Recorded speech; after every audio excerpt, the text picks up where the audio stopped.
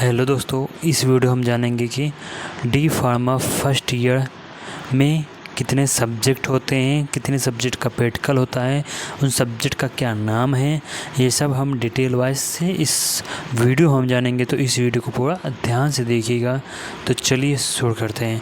सबसे पहले हम जान लेते हैं डी फार्मा में कितने सब्जेक्ट होते हैं। डी फार्मा फर्स्ट ईयर में टोटल आपके 5 सब्जेक्ट होते हैं।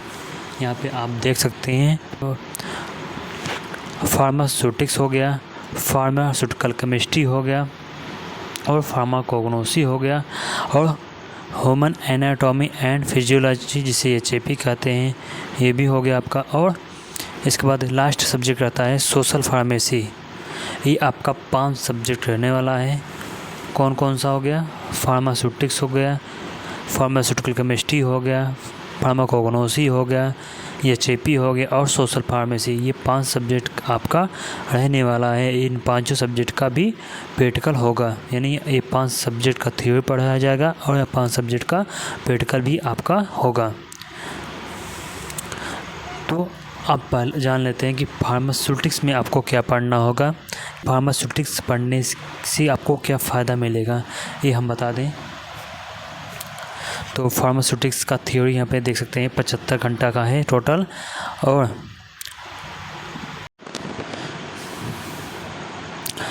सबसे फर्स्ट सब्जेक्ट का नाम है आपका फार्मास्यूटिक्स। फार्मास्यूटिक्स में आपको पढ़ना पड़ेगा कि किस आपका इंडियन में हिस्ट्री क्या था, आपका मतलब भारत में फार्मेसी का इतिहास क्या है,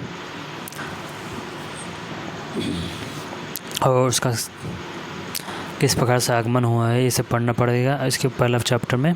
और सेकंड चैप्टर में आपका पैकेजिंग मटेरियल हो गया, जैसे कि जो आपका बॉटल आता है क्लास में हो गया, जो आपका सिरप हो गया, जैसे ये ड्राफ है, ये ड्राफ किस में आएगा? आपका प्लास्टिक में आएगा, देख सकते हैं यहाँ पे।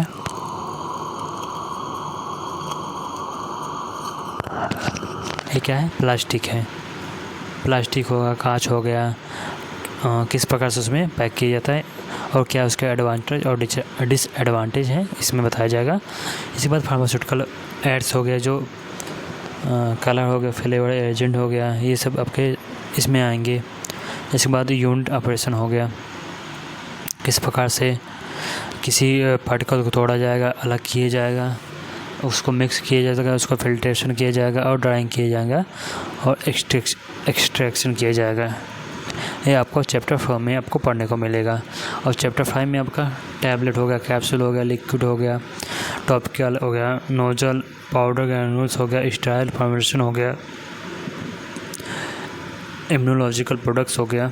ये सब आपको पढ़ने को मिलेगा कि इसमें ये लोग ये सबको किस प्रकार से बनाया जाता है, किस प्रकार से इसका यूजेस होता है, ये सब बताया जाएगा।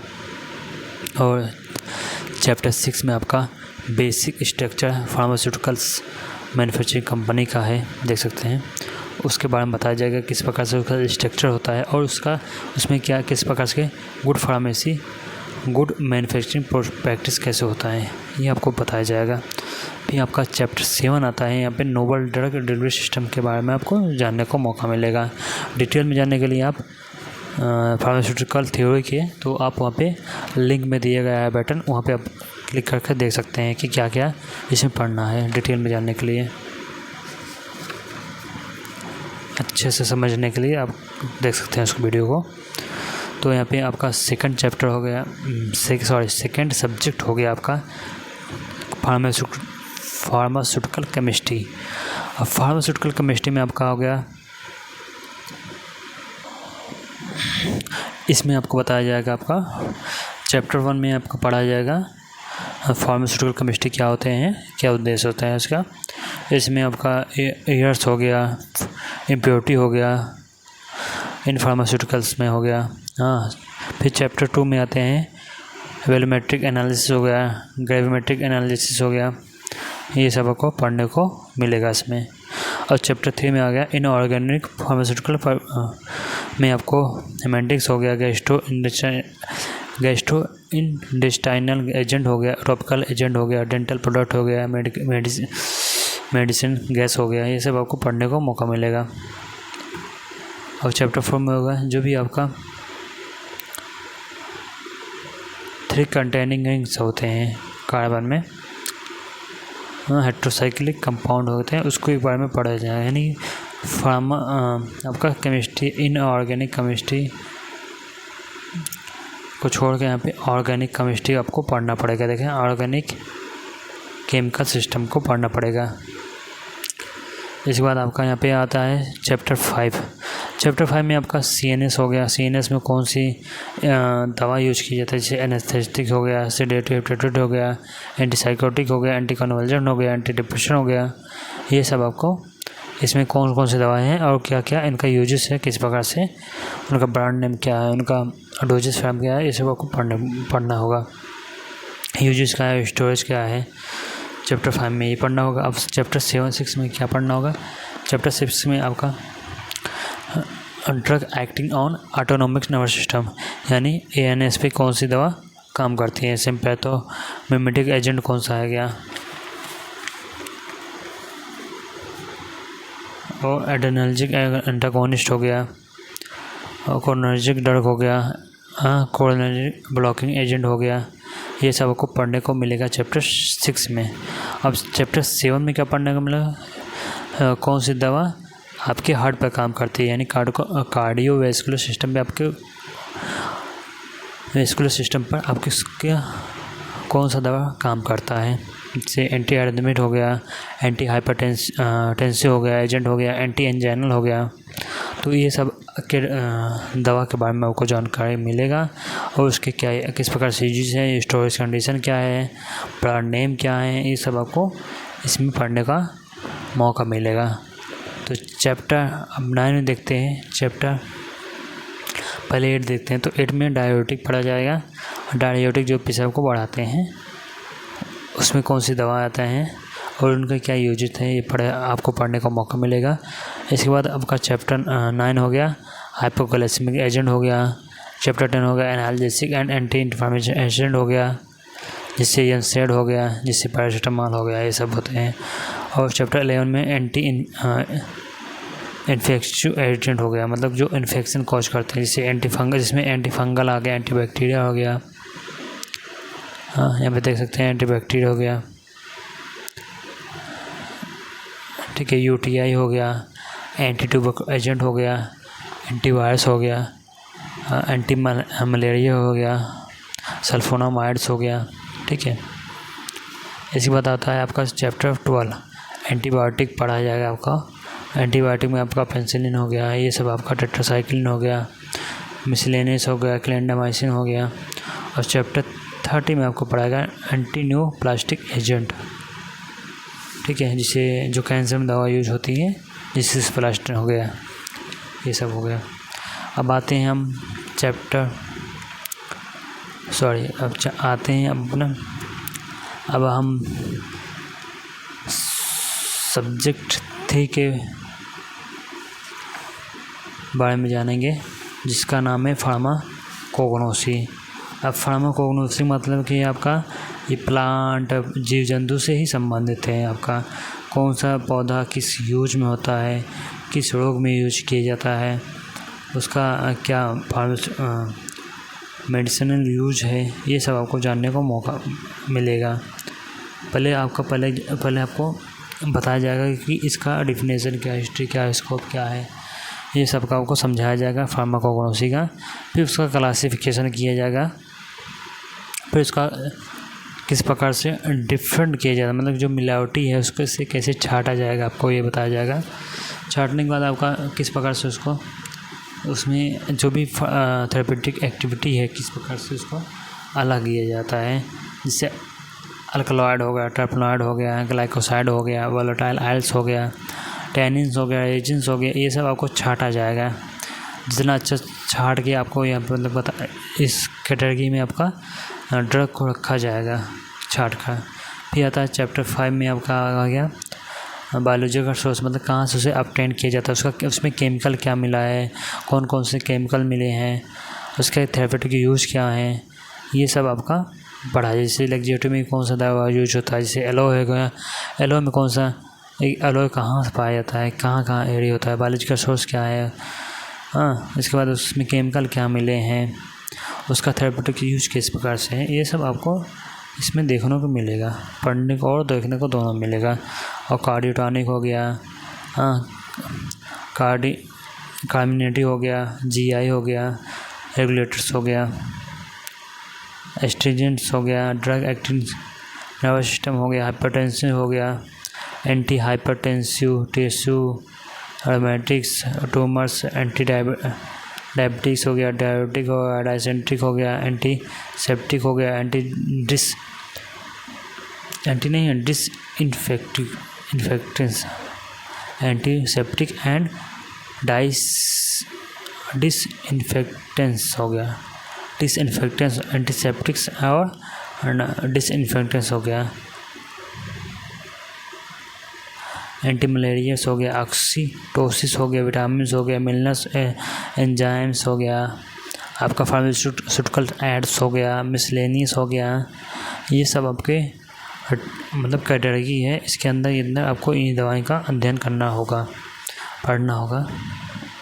इसके बाद आपका प्लांट फाइबर्स हो गया, यूजेस इन सर्जिकल ड्रेसेस, किस प्रकार से जो प्लांट के फाइबर्स होते हैं वो सर्जिकल ड्रेसेस में किस प्रकार से यूज किया जाता है, उसका यूज क्या होता है, ये आपको इसमें पढ़ना पड़ेगा। जैसे सूचर्स हो गया, और यहाँ पे होगा बेसिक प्रिंसिपल आपका ट्रेडिशनल सिस्टम, जैसे आयुर्वेदिक, सिद्ध, यूनानी हो गया, होम्योपैथी हो गया, किस प्रकार से हमारे भारत में आया और किस प्रकार से इसका स्कोप है और किस प्रकार से ये आगे बढ़ेगा और प्रेजेंट सिचुएशन क्या है, सब कुछ आपको जानने को मिलेगा इसमें।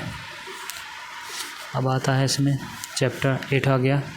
चैप्टर 8 में कि आपका जो भी एरोमेटिक हो गया, प्लांट्स हो गया, नेशनल इकोनॉमिक में किस प्रकार से इफ़ेक्ट करता है, जो भी दवा हैं, जो भी ऐसे प्लांट जो कि मेडिसिनल यूजेस हैं उसमें केमिकल्स हैं अच्छे खासे, और जो भी रोग को ठीक करने में बहुत हेल्पफुल होता है, जो कि आपके आयुर्वेदिक में है, वो आपके यूनानी में नहीं है, आपका क्या है, होम्योपैथी में नहीं है। ठीक है, इसके बाद आपका आता है herbs as food, health food, मतलब कि जो भी हर्ब्स होते हैं वो हेल्दी फूड की तरह कैसे काम करते हैं। जैसे मान लो आपका साग हो तो साग में कुछ विटामिन और प्रोटीन हो गया, जो खाने के बाद इंसान विटामिन से मिनरल्स उसका प्राप्त होता है ना, वही इसमें पढ़ाया जाएगा। आपका न्यूट्रास्यूटिकल हो गया, ये सब देख सकते हैं। फिर हर्ब फॉर्मुलेशन किस प्रकार से, जो भी आपका दशमलव लिस्ट हो गया, आपका जो भी आयुर्वेदिक दवाएं बनती है वो किस प्रकार से प्रिपेयर की जाती हैं, इसके बारे में आपको चैप्टर 10 में आपको सीखने को मिलेगा। तो यहाँ पे हर्बल कॉस्मेटिक क्या हो गया, जो मेरी आपका जो भी हर्बल कॉस्मेटिक यूज करते हैं आप लोग, जिसमें लगा लिपस्टिक हो गया, क्रीम हो गया, पाउडर हो गया, ये सब क्या आ गया आपका हर्बल कॉस्मेटिक हो गया। एलो जेल हो गया, आलमंड ऑयल हो गया। अब इसके बाद आपका चैप्टर 12 आ गया, फेंटोकेमिकल इन्वेस्टिगेशन ऑफ ड्रग, किस प्रकार से आपका कोई भी ड्रग के में जो भी केमिकल्स है उसका किस प्रकार से आपका इन्वेस्टिगेशन करके जांच करेंगे, ये आपका होगा फार्माकोलॉजी में, आपको ये पढ़ने को मौका मिलेगा।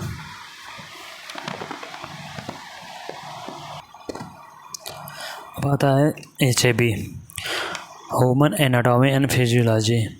आपका अगला सब्जेक्ट है HAB, जिसे आप कहते हैं, जिसका फुल फॉर्म होता है ह्यूमन एनाटॉमी एंड फिजियोलॉजी। किसी भी ऑर्गन को काट कर आपको उसका फिजियोलॉजी, मतलब वो किस प्रकार से वर्क करता है, उसका अध्ययन करना ही आपका HAB होता है। तो HAB में आपका हो गया सेल के बारे में, आपका हो गया टिश्यू, ओसी सिस्टम हो गया, हेमिपोटिक सिस्टम हो गया, लिम्फेटिक सिस्टम हो गया, कार्डियोवैस्कुलर सिस्टम हो गया, रेस्पिरेटरी सिस्टम हो गया, डाइजेस्टिव सिस्टम हो गया, स्केलेटल मसल हो गया, नर्वस सिस्टम हो गया, और सेंसर ऑर्गन हो गया, यूरिनरी सिस्टम हो गया। इसके बाद आपका एंडोक्राइन सिस्टम हो गया, जैसे हार्मोन्स हो गया, उसके फंक्शन क्या है, रिप्रोडक्शन सिस्टम हो गया। ये सब को आपको पढ़ने को मिलेगा, जो कि आपने इंटर में आपको अपने पढ़ा हो गया, इंटर हो गया, हाई स्कूल में हो गया, आपने पढ़ा है। आपका आता है, आपका अगला सब्जेक्ट आता है सोशल फार्मेसी। सोशल फार्मेसी मतलब कि ऐसा फार्मेसी जो आपका सोशली रिलेटेड हो, समाज से रिलेटेड हो, ऐसा फार्मेसी जो सोशली मतलब समाज से रिलेटेड हो, जिससे आपको पब्लिक हेल्थ में क्या अवेयरनेस फैलाना है, ठीक है।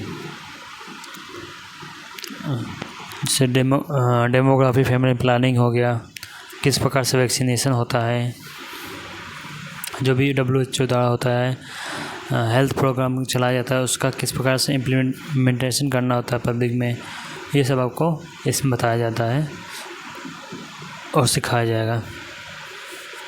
इसके बाद आता है न्यूट्रिशन एंड हेल्थ। तो इसमें बताया जाएगा कि माइक्रो न्यूट्रिशन क्या है और माइक्रो न्यूट्रिशन क्या है। इसके बाद आपका बैलेंस डाइट, आपका डाइट कैसा होना चाहिए, आपका जो भी फूड बना है डाइटरी सप्लीमेंट कैसा होना चाहिए, जो फूड बना है उसका एडल्ट्रेशन कैसे करेंगे। और चौथा आएगा एपिडेमियोलॉजी हो गया, एपिडेमियोलॉजी हो गया, आपको पढ़ाया जाएगा, जिसमें आपको माइक्रो ऑर्गेनिज्म होते हैं जो भी हानिकारक होते हैं उनके बारे में पढ़ाया जाएगा। जैसे हो गया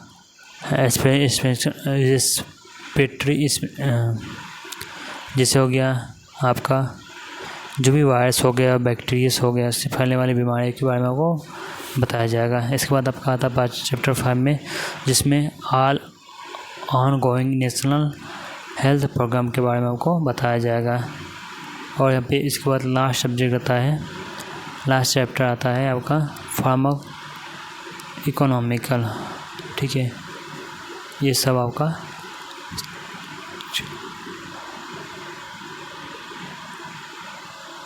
चैप्टर्स हैं डी फार्मा फर्स्ट ईयर के सोशल फार्मेसी में।